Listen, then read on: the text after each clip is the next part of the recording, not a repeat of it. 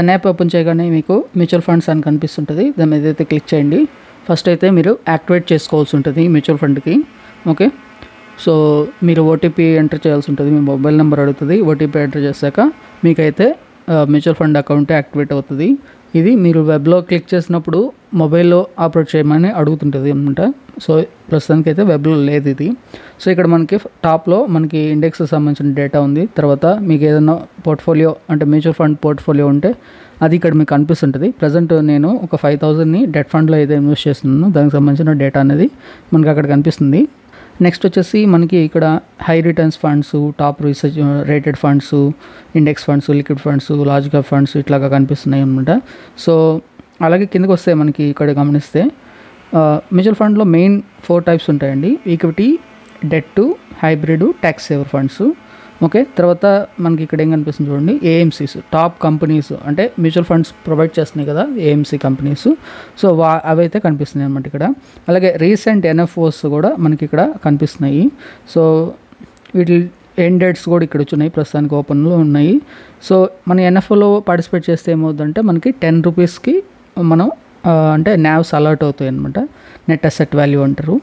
Okay, so అలాగే మనం ఏదైనా ఎస్ఐపి చేస్తుంటే ఈ లెవెల్ ఇక్కడ మనకు కనిపిస్తుంటాయి. బట్ నాకు ఎస్ఐపి ఏం లేదు.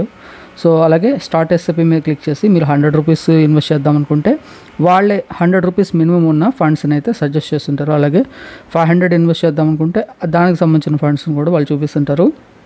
ఓకే, సో మనం ఏదైనా ఆర్డర్స్ పెట్టినా అవన్నీ కూడా ఇక్కడ కనిపిస్తుంటాయి అన్నమాట.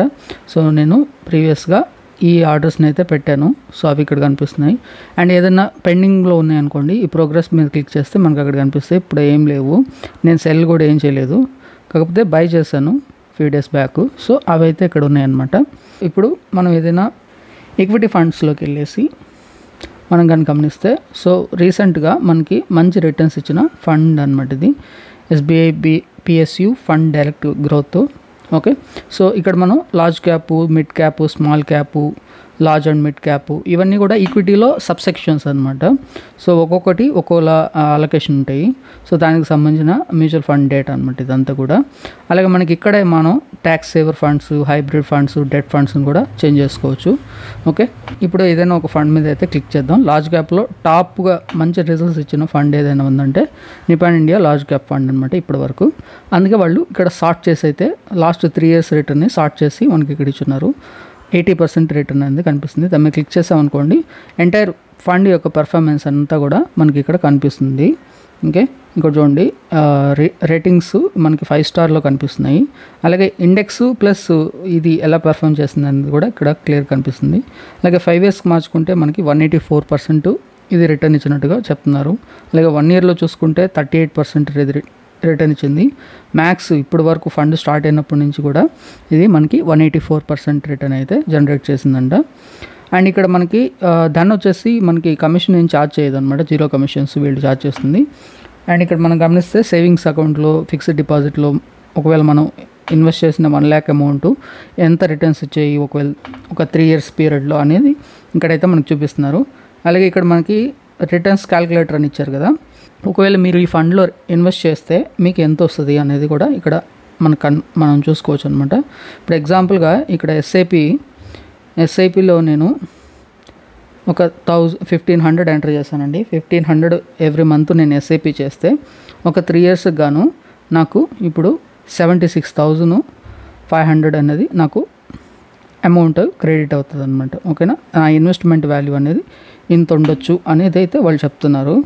ఓకే, అలాగే మీరు లంసమ్లో చేసినట్లయితే లంసమ్లో ఒక 1500 చేస్తుంటే ఒకేసారి అంటే ఒక్కసారి మాత్రమే మనం 1 lakh కట్ట పెడదాం. మ్యాక్స్ 1 lakh నేను కానీ ఇన్వెస్ట్ చేస్తుంటే ఆ టైంకి ఇప్పుడు ప్రజెంట్ 3 years తర్వాత నాకు 1,80,270 రూపీస్ అయితే నాకు వచ్చిండేది. 80% రిటర్న్తో ఇది అనమాట 3 yearsకి గాను. అలాగే 1 year కూడా మనం చూడొచ్చు, 6 monthsకి ఇది 1 yearకి 38%, 1,38,000 అయి ఉంటుంది అనేది చెప్తున్నారన్నమాట.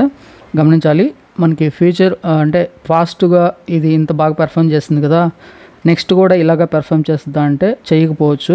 ఓకేనా, సో మనకి mutual funds are also subjected to market risk అనమాట. ఎందుకంటే వీళ్ళు కూడా మనం ఇచ్చే ఫండ్స్ అన్నీ కూడా మార్కెట్లోకి తీసుకొస్తారు, స్టాక్ మార్కెట్లోనే ఇన్వెస్ట్ చేస్తుంటారు కాబట్టి అది ఖచ్చితంగా గమనించాలి. ఓకే, బట్ ఏంటంటే ఫండ్ మేనేజర్స్ ఉంటారు, సో వాళ్ళు మేనేజ్ చేస్తుంటారు ఫండ్.